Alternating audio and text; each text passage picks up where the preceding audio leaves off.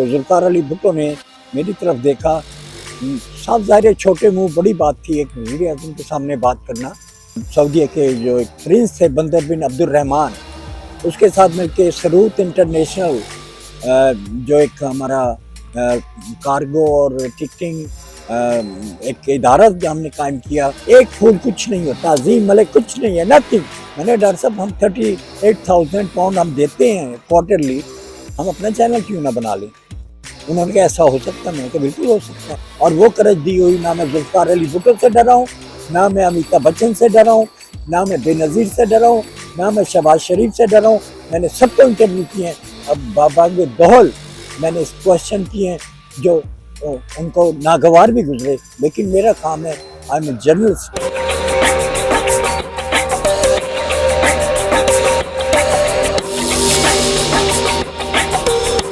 अस्सलाम वालेकुम नाज़रीन। ड्रामेबाज़ियाँ टीवी का मैं मशहूर हूँ कि उन्होंने मुझे दावत दी और मुझे कुछ दिल की बातें करने का मौका दिया। मेरी ज़िंदगी का आगाज़ कुछ इस तरह होता है कि जब मैं स्कूल में था तो उस वक्त भी मुझे अल्लाह ताला ने इज़्ज़त बख्शी और वो इज़्ज़तों से नवाजता रहा मुझे, और आज तक नवाजता रहा है और नवाज रहा है। और मुझे कभी उम्मीद है अपने अल्लाह पे कि आइंदा भी वो इसी तरह नवाजता रहेगा। जब मैं स्कूल लाइफ में था, जब मैं 10th में आया तो उस ज़माने में सूबे अलग नहीं होते थे बल्कि 1 यूनिट था, और मैंने पूरे पाकिस्तान में बैक स्ट्रोक स्विम में बीट किया, स्टूडेंट में, वॉल्टन में, लाहौर में। और मुझे ये एजाज़ हासिल है कि मैंने वेस्ट पाकिस्तान की नुमाइंदगी ईस्ट पाकिस्तान में जाके की एज ए स्पोर्ट्समैन। ये मेरी ज़िंदगी का आगाज़, जो मुझे कामयाबी मिलनी शुरू हुई, तो एक छोटा सा टच मैं आपको बता रहा हूँ। इसके बाद अल्लाह ने इतना करम किया कि मुझे जुल्फ़ार अली भुट्टो के सामने बात करने का, अपने मुतालबात पेश करने के, जबकि मैं जनरल सेक्रेटरी था। अपनी कॉलेज लाइफ की बात बता रहा हूँ, जिसमें हफीज़ पीरज़ादा मौजूद थे, कुछ और बड़े बड़े लीडर थे। अब इस दुनिया में नहीं रहे। उसमें कौमी असम्बली के स्पीकर थे और बड़े बड़े लोग थे। और उस वक्त भी पाकिस्तान टाइम्स ने फ्रंट पेज में जुल्फ़ार अली भुट्टो के साथ मेरी तस्वीर को शाया किया।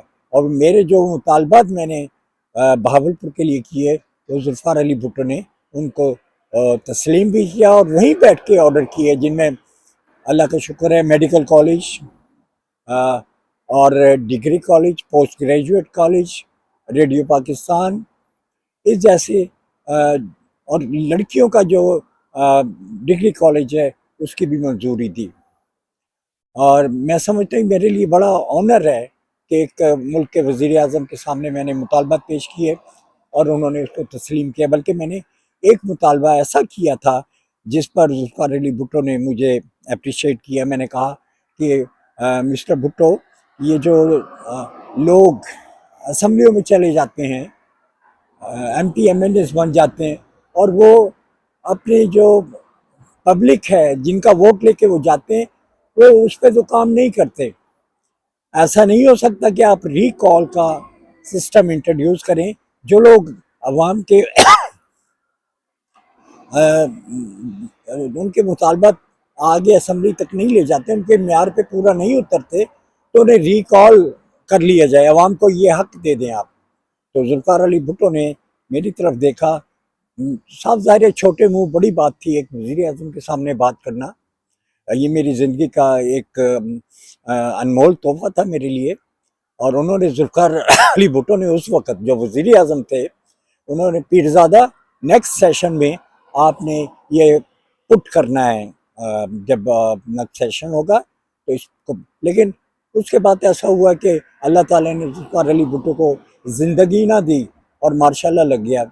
यूँ मेरी ज़िंदगी का अगला जो पेज है वो मैं सऊदी अरब में गया और मैंने कॉलेज को खैरबाद किया। तालीम भी अभी मैंने ग्रेजुएट नहीं किया था, लेकिन उस वक़्त भी मुझे जुल्फ़ार अली भुट्टो ने अपनी ख़ास तवज्जो की वजह से, मोहब्बत की वजह से, एज़ रेडियो पाकिस्तान में एसोसिएट प्रोग्राम प्रोड्यूसर नामजद किया अपने कलम से। जी नाज़रीन, जो मैंने आगाज़ किया, मेरा जो एक्सपीरियंस है, थोड़ा सा वो बताता चलूँ कि मैंने आगाज़ जो है वो एक लिखारी की हैसियत से कारवान न्यूज़पेपर में किया, जिसमें पाकिस्तान के बड़े बड़े नामवर लोगों के मैंने इंटरव्यूज़ किए।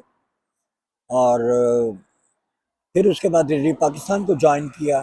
तकरीबन 4-5 साल का था as a associate programme producer, मैंने खिदमत का मौका मुझे मिला। फिर उसके बाद जब मैंने सऊदी अरब, तो मैंने अपनी लाइफ जो है बिल्कुल डेड कर दी थी, जो जिसकी आप कहें कि मीडिया लाइफ है या आर्ट की लाइफ है। लेकिन ये मेरे सोए हुए सोतों को जगाने में फारूक नदीम का बहुत हाथ है। उन्होंने कहा नहीं, आप कुछ करें लोगों के लिए करें। तो नाज़रीन, ये मेरा दूसरा जो दौर है वो मैंने सऊदी अरब में गुजारा। तकरीबन 10 साल का अरसा जो मैंने वहाँ पे गुजारा। लेकिन उसके साथ साथ मैंने अदब से लाताल्लुकी की, बिल्कुल गुमनाम ज़िंदगी, सिर्फ बिज़नेस किया। और बिज़नेस करके मैंने अल्हम्दुलिल्लाह वहाँ पर भी वो मुकाम हासिल किया। मैंने सऊदीया के जो एक प्रिंस थे, बंदर बिन अब्दुर्रहमान, उसके साथ मिलके सरूत इंटरनेशनल, जो एक हमारा कार्गो और टिकटिंग एक इदारा जो हमने कायम किया, और अल्लाह का शुक्र है कि वो बड़े कामयाब हुआ। उसकी ब्रांचें जो पूरे सऊदी अरब में फैल गईं। और मैंने मताम हातिम के नाम से वहाँ पे रेस्टोरेंट बनाया, नाज, यानी डिफरेंट जो मैंने काम किए उसमें बिन लादेन का सब कॉन्ट्रैक्टर होने की भी हैसियत से कुछ मैंने काम किया जनूब के एरिया में, और ताइफ में टाइम गुजारा। और जो मेरे लिए बाइस फ़ख्र है कि मैं वहाँ पे रह के तकरीबन हर माह मदीना पाक में हाज़िरी के लिए नबी पाक के कदमों में जाता था। और इसके साथ साथ मैंने उम्रा जो है वो ज़माना 80s की दौर की बात कर रहा हूँ कि वो ज़माना ऐसा था कि हम लोग जब एयरपोर्ट था बनी मालिक के करीब था, पैदल हम चले जाते थे। और जो हाजी उम्रे पे या लोग आते थे, उनको हम पकड़ पकड़ के ले आते थे अपने घरों में कि आप हमारे साथ टाइम गुजारें। अब तो वो दौर नहीं है, मुझे नहीं लगता, क्योंकि अभी भी मेरे जाने का इत्तेफाक हुआ तो सऊदी तकरीबन चेंज हो चुका है। पहले चंद लोग हुआ करते थे और बड़ी मोहब्बतें थी आपस में, और डेरा सिस्टम था।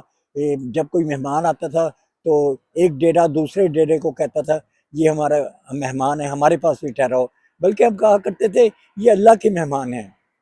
और अल्लाह का शुक्र है कि हमें उस वक़्त अल्लाह ने तौफ़ीक दी, क्योंकि अब अगर कोई मेहमान की कदर करता है, इसका मतलब ये है कि उसके अल्लाह ताला ख़ज़ाने भर देता है।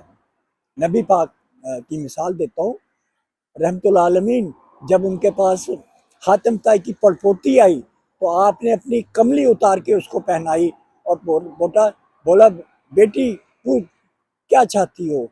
उन कुर्बान जाऊँ उस पोती पे भी, हातिम ताई की। उसने कहा आप मालिक हैं, हम तो आपके ग़ुलाम हैं, आप क्या दे सकते हैं? नबी पाक ने कहा जो मुँह से निकालो। तो उन्होंने कहा कि मेरे ये जो कबीले के लोग हैं इनको आज़ाद कर दो, मैं तो आपकी लौंडी हूँ, मैं तो ग़ुलाम हूँ। तो नबी पाक ने उनके सारे जो मुसलमानों ने फतूहात की थी, जो जो चीज़ें थी, सब उसको लौटा दी इज़्ज़त के साथ। तो ये बात है सखी की, जो सखी की, हालांकि वो मुसलमान नहीं था हातिम ताई, और उसकी बेटी भी मुसलमान नहीं थी। लेकिन नबी पाक ने कहा कि ये हातिम ताई की पड़पोती है, ये उसकी नस्ल है जो सखी इब्ने सखी था।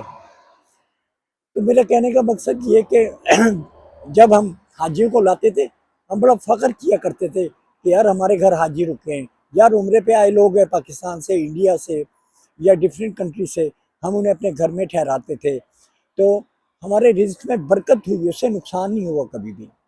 और अल्लाह ने वो अरूज दिया कि वहाँ पे रह के हमने बड़े बड़े जो लोग थे उनसे वास्ते हो गए।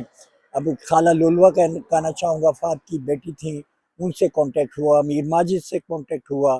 फिर अमीर माजिद की सिस्टर थी फरीदा, उनसे हुआ। और सबसे बड़ी बात आपको ये बताऊँ कि अल्लाह ताला ने एक हर किसी से काम लेता है, मुझ जैसी नाचीज़ से भी काम लिया। हम ट्यूनिस पे गए हॉलीडे गुजारने के लिए। मेरे कफ़ील के बच्चे भी, मैं भी।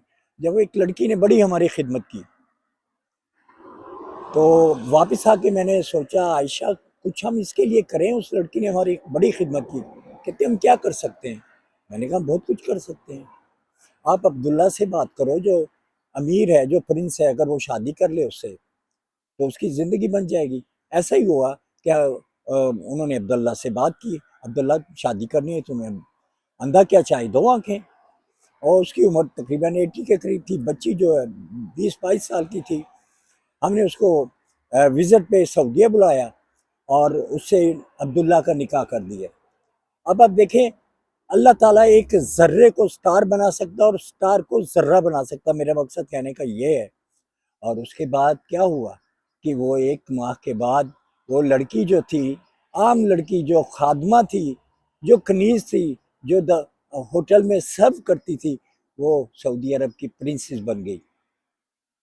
और वो उसने अपना रवैया तब्दील नहीं किया, वो उसी तरह खिदमत बजा लाती। वो कहती थी मैं आपकी वजह से प्रिंस बनी हूँ, प्रिंसेस बनी हूँ, मेरे में कोई गौर नहीं है।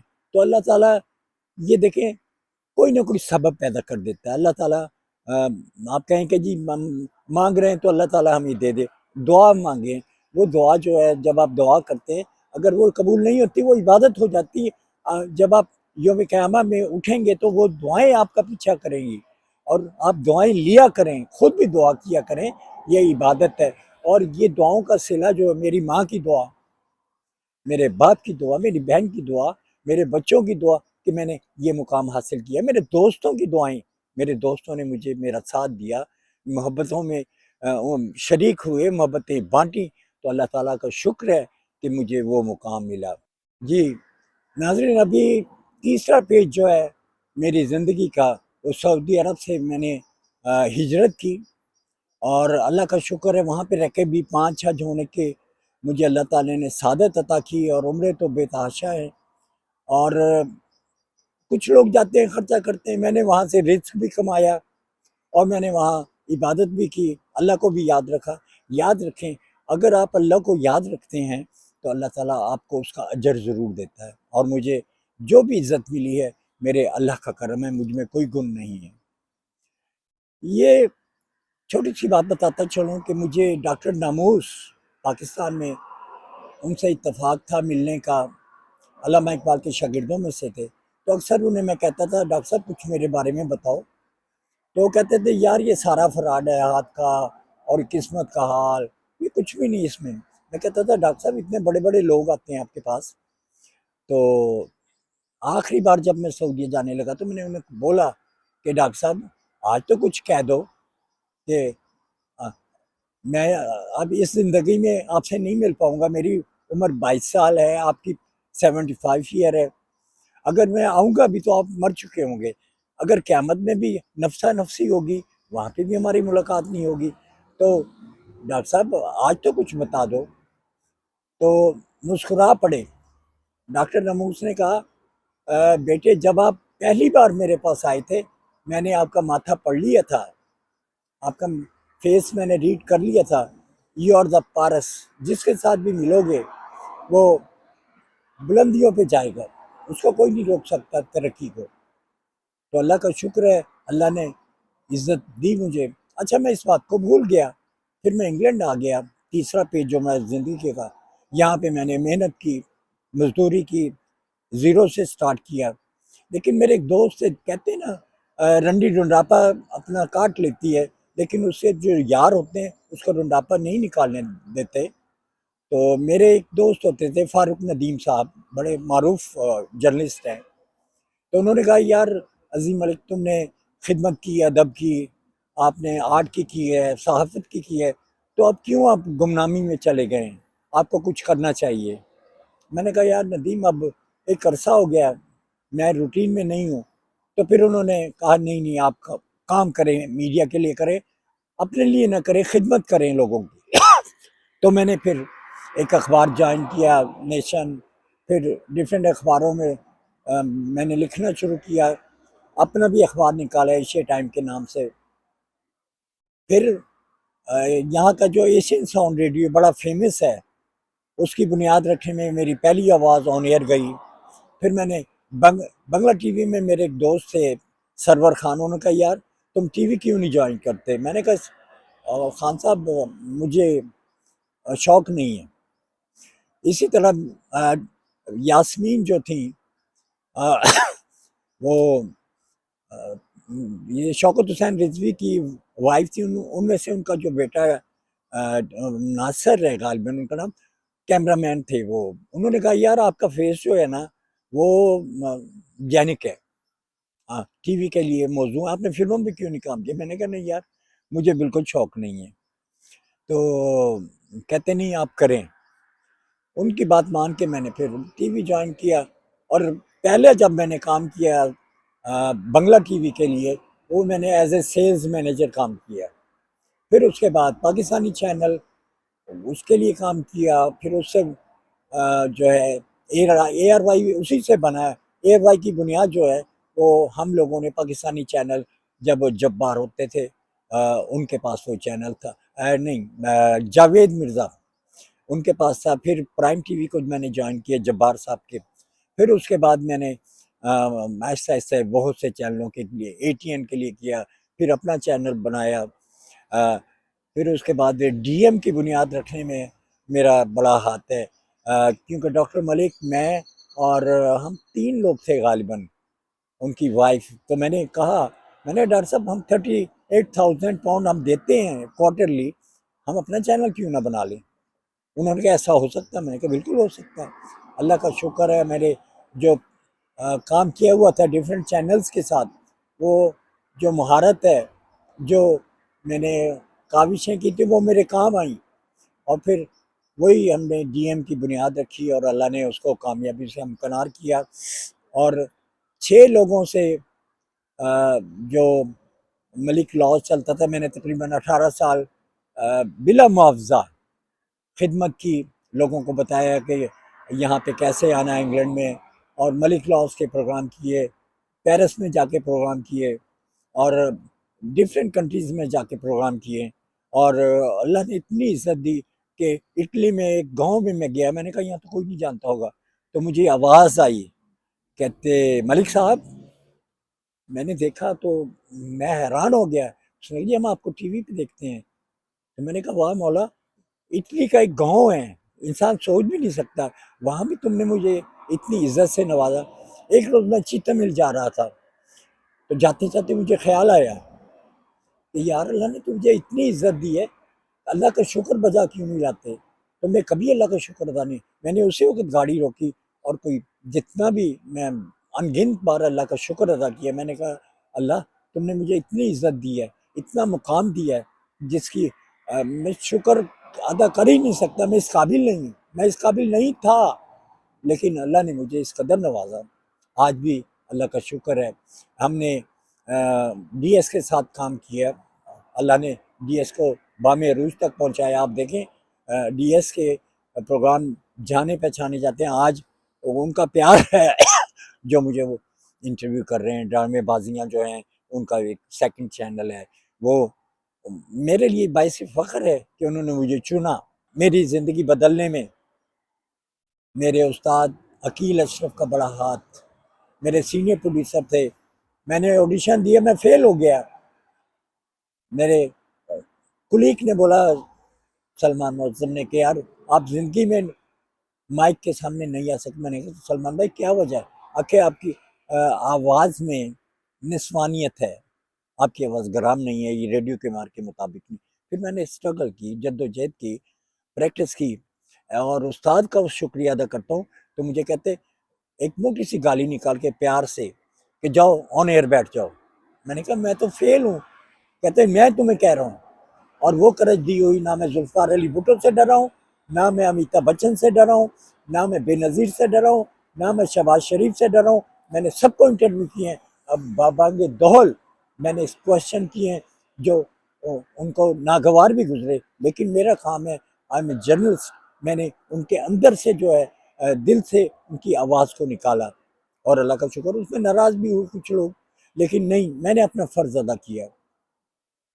अमिताभ बच्चन, इसका इंटरव्यू करना बहुत मुश्किल है, बहुत मुश्किल है, लेकिन अल्लाह का शुक्र है कि हमने इकट्ठे सफ़र भी किया।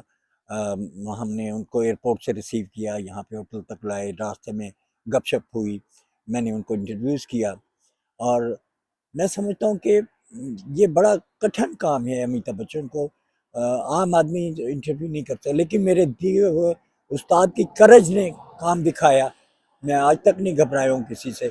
जब मैं माइक के सामने होता हूँ या मैं इंटरव्यूज़ कर रहा होता हूँ, तो मैं कुछ अपने आप को और ही महसूस करता हूँ, मैं समझता ही कुछ नहीं है जो लोग सामने हैं। फिर इसी तरह या मैंने बंगला टीवी में यहाँ पे अरसा गुजारा। मैंने नवाए वक्त के लिए लिखा, नेशन के लिए लिखा, न्यूज़पेपर के लिए। फिर मैंने अपना एक पेपर यहाँ से इंट्रोड्यूस किया, एशिया टाइम, और अब ग्लोबल टाइम के लिए भी काम कर रहा हूँ, जीएस के लिए काम किया मैंने। फिर अल्लाह आपका भला करे। ये सबसे बड़ा जो आज आप देख रहे हैं जिस चैनल पे ड्रामेबाजियाँ, तो इसमें भी थोड़ा सा किरदार में अदा कर रहा हूँ, ड्रामेबाजी कर रहा हूँ। और लेकिन मैं एक बात बताता हूँ, इसमें मुबालगा आराई बिल्कुल नहीं है। जो मेरे दिल की आवाज़ है, जो हकीकत है, वो मैं आपके सामने बयान कर रहा हूँ। फिर जब पाकिस्तानी चैनल सबसे पहले यहाँ पे बना, जिसमें झंडा आता था, तो मुझे फ़ख्र था कि मैंने उसमें काम किया, उसके लिए इंटरव्यूज़ किए जिसमें बड़े बड़े लोग हैं शामिल हैं। नाम गिनवाऊंगा तो टाइम गुजर जाएगा। फिर मुझे ये एजाज़ हासिल है, मैंने स्कॉटलैंड में 6 महीने जो गुड मॉर्निंग स्कॉटलैंड प्रोग्राम किया, और बेतहाशा प्रोग्राम। और सबसे बड़ी बात जो मुझे अल्लाह ताला ने इतना, मुझे उस बात पे फ़ख्र है कि मुझे चुना। मेरे पास ये आज ये रिकॉर्ड है कि 20 घंटे में कैमरे को फेस कर सकता हूँ। हज के प्रोग्राम तकरीबन 15 से 16 साल मैंने रेगुलर किए, जो सुबह 5 बजे से शुरू होकर रात के 10 बजे तक जारी सारी होता था, जिसके मैं सारा कुछ बताता था हज के बारे में, लोगों की दुआएं। और 60 के करीब मेरे जो गेस्ट आते थे। तो ये मेरे लिए बहुत बड़ा एजाज़ है कि अल्लाह ताला ने मुझे चुना। फिर मैंने एयर वाई को भी काम दिया, जियो को भी काम दिया, वीनस टीवी को काम दिया, और डीएम के लिए तो मैंने अपनी ज़िंदगी वक्फ की। और इसी तरह एस टीवी के नाम से मैंने अपना चैनल शुरू किया, लेकिन वो वफा ना कर सका मेरे साथ, कुछ प्रॉब्लम्स आ गई, बर्न हो गया। लेकिन मैं हिम्मत नहीं हारता हूँ। मुझे इत्तेफाक हुआ, एक मैंने जगह पे एक दोस्त के साथ कहा कि यार ये जगह मेरी थी और मैं यहाँ मालिक था इसका, अब मैंने कहा ये ख़त्म हो गया है। बोले आपको कोई मलाल नहीं। मैंने कहा देखो अल्लाह ने आपको दिया, अल्लाह ने ले लिया, अल्लाह फिर दे देगा। ये मेरा दावा है, ये यकीन है, यकीन कामिल है अपने रब पे, कि जब आप कोई इम्तिहान में डालता है तो आप जो है नाउमीद ना हो, बल्कि उससे उम्मीदें रखें। और इसके साथ कहूँगा कि ड्रामेबाजियाँ जो हैं, इस चैनल को आप लाइक भी करें, सब्सक्राइब भी करें, और मेरे बुज़ुर्गों की दुआएं, दोस्तों का प्यार है, ये सब चीज़ें जब शामिल होती हैं, एक फूल कुछ नहीं होता, अजीम मलिक कुछ नहीं है, नथिंग। लेकिन जब दोस्त, जब उसके माँ बाप, जब उसके उस्ताद, जब उसका करम फरमा, हमेशा मैंने ये दुआ की है अल्लाह तुम उन उस पे मेहरबान हो जो जो मुझ पे मेहरबान हो। तो उन लोगों की दुआओं के सदक़े में आज अल्लाह ने मुझे अरूज दिया है। और इसी से ये कहूँगा कि ये दुआ कीजिएगा, क्योंकि जब आपको इज़्ज़त मिलती है, अल्लाह दे तो देता है, उसको सँभालना बहुत मुश्किल होता है। वो इससे भी मुश्किल होता है जब आप स्ट्रगल की पीरियड में काम कर रहे होते हैं। लेकिन जब उस इज़्ज़त को सँभालना बहुत ही मुश्किल है, और अल्लाह मुझे अपने काम में, अपने काम तई हिम्मत दे, हौसला दे कि मैं इसी तरह इस काम को जारी और सारी रख सकूं। और आपको एक बार शुक्रिया अदा करता हूं, मैंने काफ़ी टाइम आपका लिया है, लेकिन ये मेरी आप बीती थी जो मैंने आपके सामने रख दी। इससे सबक सीखें आप भी, और जो जो बातें हो सकता है कुछ कारआमद हों आपके लिए, और वो ज़रूर होंगी। जब आप उससे बातों से इस्तिफ़ादा हासिल करेंगे, मुझे खुशी होगी कि, और आने वाले जो लोग हैं, जैसे पाकिस्तान इंडिया से हैं, यहाँ पे आए फ़नकार, हम उनको वेलकम करेंगे, उनको सिखाएंगे, उनको बताएंगे, उनको रास्ते बताएंगे कि ऐसा ऐसा करना है। क्योंकि ये मेरे नबी पाक की सुन्नत है, उन्होंने पूरी दुनिया को सिखाया है। कौन जानता था? आज वज़ू का तरीका देखें, नमाज का तरीका देखें, रब से मिलाने का तरीका देखें। वो एक मुअल्लिम थे, उससे बड़ा, उनसे बड़ा मुअल्लिम दुनिया में नहीं है। तो हमें उनकी पैरवी करनी चाहिए और हमेशा वो काम करना चाहिए कि जो सुन्नत भी है और अल्लाह भी राज़ी होगा। इसी के साथ मैं आपसे इजाज़त चाहूँगा। कभी ज़िंदगी रही तो फिर मुलाकात होगी। अल्लाह आपका हामी नासिर हो।